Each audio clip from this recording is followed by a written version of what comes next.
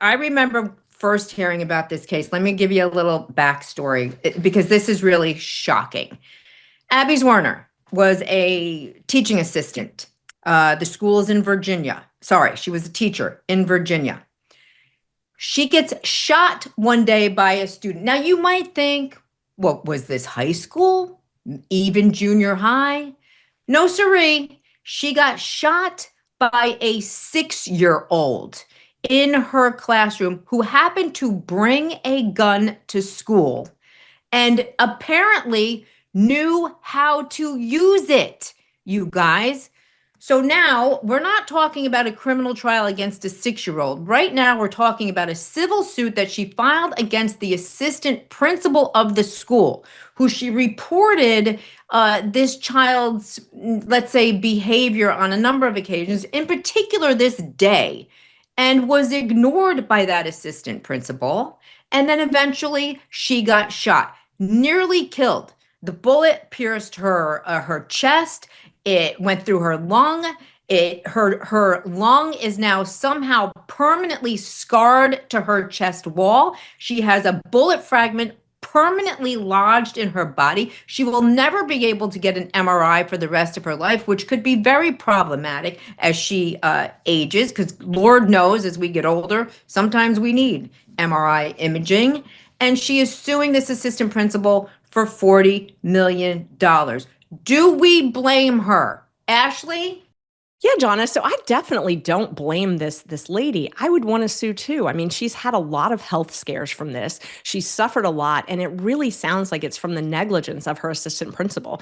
She did everything she should do. She alerted them about this gun violence, about that this kid had something in its bag, in the child's bag. And I mean, there's a lot of steps that could have been taken that weren't taken. The first thing that came to mind, they didn't want to do a body search. Okay, well, you don't need to do a body search. How about wand the child's backpack? I mean, they definitely have wands. There are things that they could do. Talk to the child. You don't have to do a body search. Talk to the child. See what the child says. See if they're acting suspicious. I mean, there's steps that you can take. I think it's absolutely horrifying that we have to do this with a 6-year-old. And I did learn that the mom is charged, and that, thank God, because where did this kid get the gun? That's my overwhelming question. Yeah, let's talk about that, Arthur, because the mother of this 6-year-old heathen is doing time, hard time for her neglect. I mean, so is this a case of nature versus nurture? What do you think? Well, Jenna, I have to compliment you because you've gone through about 3 or 4 minutes and you haven't used your second language yet. So I'm very happy you've kept this segment as clean as you have. I'm sure a lot of self-control was necessary to do that. Thank you for noticing. Yeah, I definitely know. So mom's doing 2 years in jail on a state charge, and then she's got to do another 21 months in jail on a federal charge regarding the state charge has to do with criminal negligence of a child, and the federal charge has to do with the gun.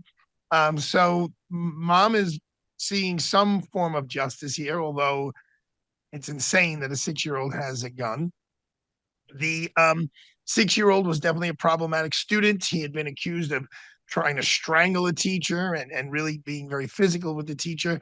There is an aspect, if I'm the defense attorney, the civil defense attorney, of saying, well, why didn't this teacher help herself? Why was there no self-help? In other words, actually just articulated all of these steps the assistant principal should have done. But I have no problem telling you that in self-defense, if I really thought this kid had a gun, I wouldn't be waiting for the assistant principal to do something. I would be doing something. I would be doing what Ashley said, going over and speaking to the child, or calling security on my own and saying, listen, this kid is saying he's got a gun. Somebody's got to check this out. If your request fell on deaf ears to the defendant here in this civil case, the assistant principal, then I would seek out some other remedies if I genuinely believed a kid had a gun. I think sometimes, our teachers or educators feel constrained by so many rules of things they can and cannot do because they're afraid of getting sued by parents. And I can tell you, I know both of you are parents. I am not. I probably would have begun with the self-help and grabbed this kid by the scruff of the neck, grabbed his backpack, went through, do whatever I got to do. But this teacher followed protocol and was essentially ignored. And I want to play SOT 1, if you don't mind, because this is one of the ways the assistant principal dismissed or poo-pooed this teacher's complaint about this child. Let's play SOT 1. What do you tell Dr. Parker at this time? So again, I tell her that I went and checked the bag. I told her just what I said to you all, what was in the bag. And then I also tell her that Abby texted me that they were out at recess, that he took something from the bag and he put it in his pocket. Did you tell her you thought it could be a gun? I told her that I reported that it was a gun. The whole time I assumed she thought it was a gun because that's what the girls reported. And I went and reported to her. And what did she say in response to you when you said he put it in his pocket? She did say that, he has little pockets. And I said he put it in his jacket pocket. And I was kind of mad, and I walked away. This is kind just of crazy. Mad and walked away. So, and we have to remember that this right now, we're talking about a civil case, right? This victim is suing for damages because of what the assistant principal did not do. But I got to ask you guys, because both of you, again, you're both parents. How does a 6-year-old come to learn, first of all, how do you get your hands on a gun? That's bad parenting, number one. How do you come to learn that taking a gun to school and trying to shoot your teacher, or he could have shot other children? How do you learn that behavior at 6? At 6, all I gave a shit about was like jelly beans and Bugs Bunny. That was Halloween it. Costumes. Right. What is going on? And both of you are parents. Who wants to take it? John, it's terrifying. It is absolutely terrifying as a parent to think of this. And I know Arthur probably has dealt with this, unfortunately, as well. We are thinking about different things these days as parents than our parents were. I am thinking about, are my kids going to be subject to school violence? Are there, every day they go to school, they're concerned about it. I've had to have these real conversations with my kids, and I can just imagine that this teacher was probably thinking about the safety of other children. But that's one of the reasons we have school resource officers. And I will tell you, this is a very difficult legal and moral debate for people because you've got a 6-year-old. And I think most people would think a 6-year-old, their brain's not developed. Clearly, right. Shoot, I have teenagers. I have an 18-year-old and her brain is not developed. Can we, definitely not. Sorry. But, can we hold a 6-year-old accountable for this? Not really. The 6-year-old, it's awful. No, the mom is being held accountable. Look, she's doing Exactly. 2 years in state prison, 21 months in federal prison. John, I will tell the world, I don't have a gun in my house. And the primary reason is I have a 9-year-old and a 3-year-old in the house.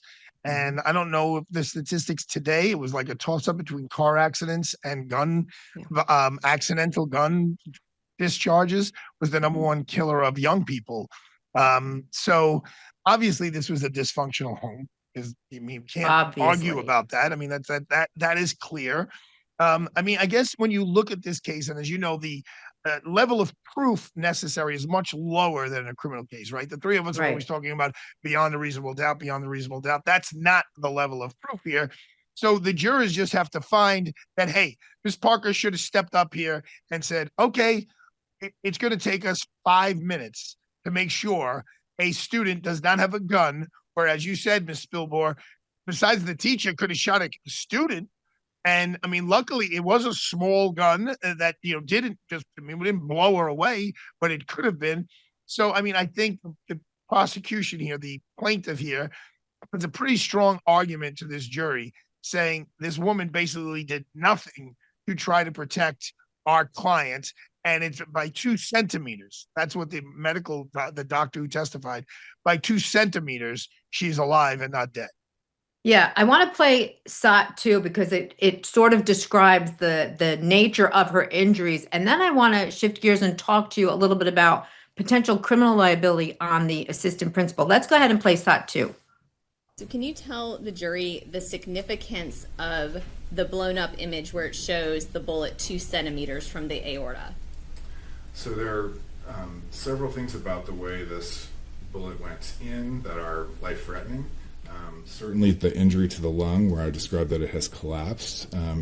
Any human being can bleed to death from that level of injury to the lung.